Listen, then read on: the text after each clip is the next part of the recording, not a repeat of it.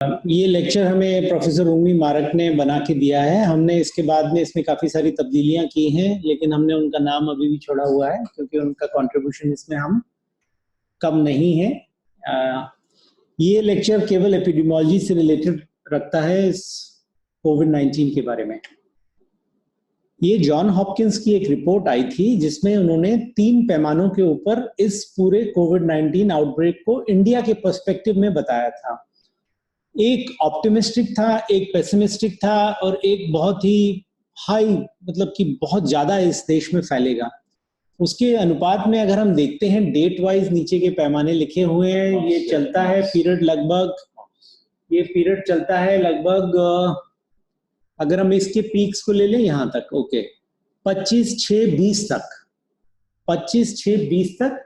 तो अगर इतने लोग, ये सबसे ज्यादा अगर हाई होगा इसका इंटेंसिटी हमारे देश में फैलने की, तो इसमें लगभग 25 करोड़ यानी 2500 लाख यानी 25 करोड़ लोगों को ये इम्पैक्ट कर सकता है अगर ये फैला।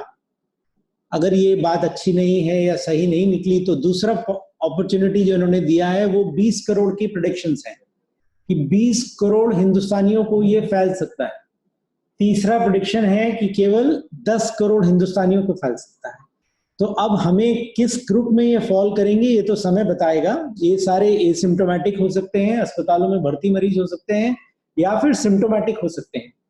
तो हमें नहीं मालूम हम किस स्टेज में जाएंगे, लेकिन अगर हम सोशल डिस्टेंसिंग करेंगे और लॉकडाउन का पालन करेंगे तो उम्मीद है हम ये लोअर वाले, जो लो वाले सेगमेंट है, हो सकता है इसमें गिरे। याद रखें कि ये टोटल स्पेक्ट्रम है मरीजों का नंबर में, जो सिम्टम होते हैं, जो बिना सिम्टम के होते हैं, और वो सारे जो अस्पतालों में भर्ती हो जाएंगे, ये नंबर है। इसके बाद उन्होंने केवल उत्तर प्रदेश के प्रेडिक्शंस भी दिए कि यूपी में क्या होगा। अब हम सब क्योंकि यूपी के हैं, तो यूपी में जो एसिम्प्टोमेटिक, हॉस्पिटलाइज और सिम्प्टोमेटिक, हम ये वाला लेते हैं लो वाले इसमें, तो कम से कम 2 करोड़ लोग यूपी में ही इन्फ्लुएंस हो जाएंगे इस चीज से। 2 करोड़ लोग। और अस्पतालों में कितने मरीज भर्ती होंगे अगर हम सबसे अच्छा अनुमान ले लें तो लगभग 2 लाख मरीज अस्पतालों में इसके भर्ती होने वाले हैं। 2 लाख मरीज पूरे उत्तर प्रदेश में भर्ती होने वाले हैं इस चीज के। तो अब आप समझ सकते हैं कि क्यों देश में इतनी तैयारी हो रही है, क्यों इतने सारे कोविड हॉस्पिटल बनाए जा रहे हैं, क्यों आपको रिक्वेस्ट किया जा रहा है कि आप लोग अपने अपने एरियाज में आईसीयूज को बनाएं और बाकी व्यवस्थाएं भी रखें। और प्रधानमंत्री जो कह रहे हैं कि आप कैसे इन चीजों को कम कर सकते हैं, वो इसी बेस पे है कि अगर हम अपने लॉकडाउन का पालन अच्छे से करेंगे तब हम इस चीज को स्लो डाउन कर सकते हैं और हमारे टोटल नंबर्स, हमें ये पीक नहीं देखना है। ये मुसीबत है, ये मुसीबत है। इसमें से 20% बहुत ही गंभीर मरीज हो सकते हैं इस पीक के। अगर हमारी यहाँ पीक है और यहाँ पीक है और 20% दोनों पीक का लगाएंगे तो आप अनुमानता लगा सकते हैं कि आपके अस्पताल इन चीजों को झेल पाएंगे कि नहीं झेल पाएंगे। ये सीधा सीधा अनुपात में डिफरेंस होता जाता है। और ये जो भी समय हमें मिल रहा है इसलिए नहीं मिल रहा कि हम लोग छुट्टी बनाएं। हम लोग फ्रंट लाइन में हैं इस युद्ध के, इसलिए हम अपनी तैयारियां कर रहे हैं। तो सरकार जो हमें समय दे रही है लॉकडाउन में, आप समझ लीजिए हमें इसी लॉकडाउन के पीरियड में अपनी तैयारियों को दुरुस्त कर लेना है, मॉक ड्रिल कर लेना है और आने वाले मरीजों के लिए तैयार रहना है हमको। 1 मिनट जी सर। इसमें ना आप एक और चीज देखिए, एक हॉरिजॉन्टल लाइन है, ये है capacity of the health care system. यहाँ पे मैं आपको 2 एग्जांपल भी दूंगा। हमारी हेल्थ केयर की कैपेसिटी चाहे कितनी भी हो, इस समय हमें 2 काम करने हैं। एक तो हमने जो पहली पीक है उसको फ्लैटन कर्व बनाना है, और दूसरा हमने जो हेल्थ केयर सिस्टम की जो कैपेसिटी है उसको बढ़ाना है। यानी कहने का मतलब है, जो आपको ये पूरा ग्रीन ग्राफ मिलता है वो dotted line health care capacity से नीचे होना चाहिए। इसका कहने का मतलब है कि हम अपने मरीजों को अच्छे से देख सकेंगे at the level of the outdoor as well as for the indoor. So जो प्रधानमंत्री जी ने या देश ने कहा है कि आप सोशल डिस्टेंसिंग बनाए रखिए या लॉकडाउन किया है, वो इसी वजह से कहा है ना, कहते हैं ना कि ऊंट पहाड़ के नीचे आ जाए। और हमारा क्या है ऊपर वाला सिस्टम, हमारा हेल्थ केयर सिस्टम है, हम उसको बढ़ाएंगे भी। पिछली बार हमने 500 को सिखाया, आज हमारे पास 300 लोग हैं। तो this is called as the capacity building. तो हॉरिजॉन्टल लाइन ऊपर कर रहे हैं और ग्राफ को हम नीचे कर रहे हैं। और ये फेलियर कौन से देश में हुआ है? Anybody who can tell me? Anybody? Just raise your hand. ये इटली में हुआ है। इटली में अभी पिछली बार मैंने बताया कि इटली की गवर्नमेंट ने हाथ ऊपर ऐसे कर लिया, अब भगवान के ऊपर भरोसा है, हम कुछ नहीं कर सकते हैं। बेड जो है बाहर बरामदों में लगा दिए गए हैं, शेड्स में लगा दिए गए हैं, and the people were just dying, then they were just counting, और यहाँ तक कि वो लाशें भी ले जाने के उसमें नहीं थे। तो ladies and gentleman, I just reiterate once again, if we have been locked, then it is better that we stay at the home also, keep distancing also। और आप लोग डॉक्टर हैं, हम लोग डॉक्टर हैं, आप नर्सिंग स्टाफ में हैं या हेल्थ केयर वर्कर के कोई सी भी पार्ट में हो, तो आप इस कैपेसिटी को हमने बढ़ाना है।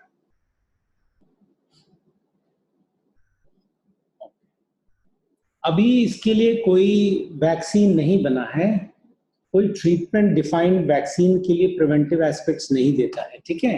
तो अभी ये वैक्सीन बनने में लगभग 1 साल लग जाएगा, यानी अगले साल आएगा अगर वैक्सीन आया तो इसका।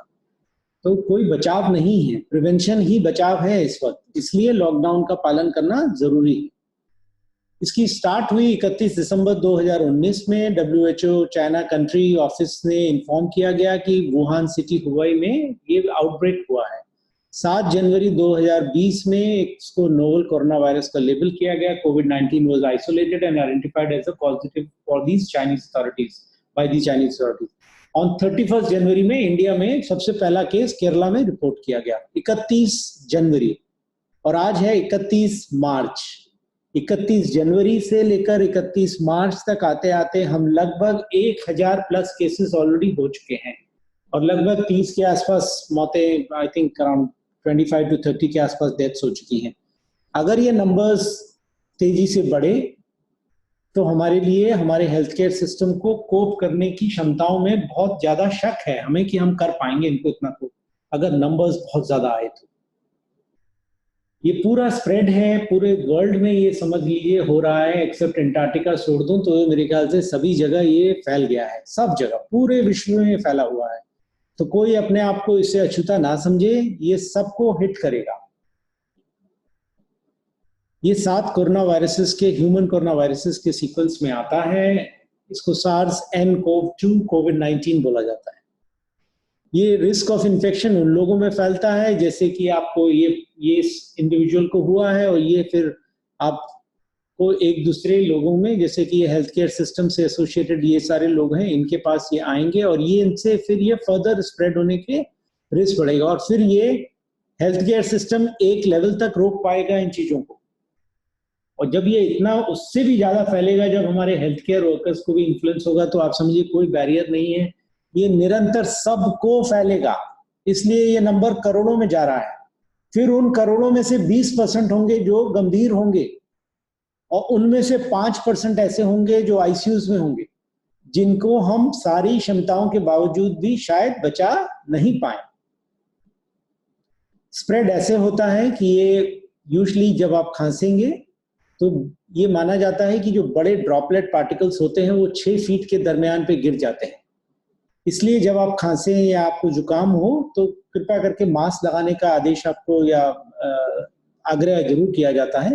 लेकिन जो छोटे पार्टिकल्स होते हैं, जो बहुत ड्रॉपलेट फॉर्म में होते हैं, वो सस्पेंडेड रहते हैं एयर में, और वो इस 6 फीट से भी ज्यादा दूर जाने वाले हैं, और ये हवा में फैलते हैं और दूर जाके फिर धीरे धीरे करके शीतल तरह से बैठते हैं। तो आप ये मत सोचिए कि केवल मैं 2 मीटर दूर हूं तो मेरा सब ठीक है। मास्क लगाएं अगर खांसी कर रहे हैं, पहला काम। दूसरा काम, हाथों की सफाई पे जरूर विशेष तौर पे दें। जैसा सर ने कहा, अपने मुंह के ऊपर गंदे हाथों से कभी ले जाने की कोशिश ना करें। और आपको खुद जुकाम नजला है तो घर में रहें, आराम से रहें, बाहर ना घूमें उस पीरियड में।